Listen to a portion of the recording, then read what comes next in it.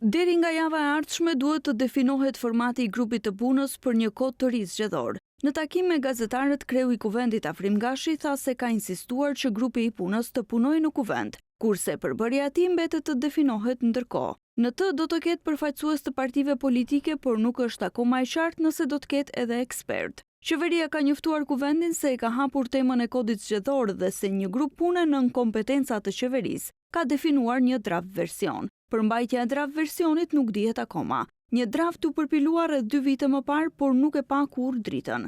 Ekspertët dhe partitë politike në atë kohë ranë dakord për një version i cili duhej të dorëzohej në kuvend, por kjo nuk ndodhi asnjëherë. Është e paqartë nëse grupi i punës në kuvend do të punojë mbi draftin ekzistues të grupit të punës përpara 2 vitesh, ose do të nisin punën nga zero. Gashi shpreh gatishmërinë që të drejtojë personalisht grupin e punës. Thotë se këtë e bën për t'i dhënë një shtytje të re procesit dhe se sheh vullnet të sinqertë të deputetët që të punojnë për një kod të ri zgjedhor. Kodi i ri zgjedhor është rekomandimi i ODIHR-s, por edhe detyrim në agjendën e reformave.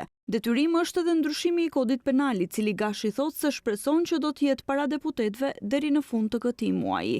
Bëhet fjalë për rekomandimin e gjykatës kushtetuese që të rishikohen ndryshimet problematike të nenit 353, që vite më parë ulën dënimin për funksionarët gjatë kishpërdorimit të detyrës zyrtare. Gashi nuk ka informacione shtesë nga pushteti ekzekutiv për ligjet e tjera reformuese, që duhet të miratohen si pjesë e agjendës së reformave në sektorin e drejtësisë.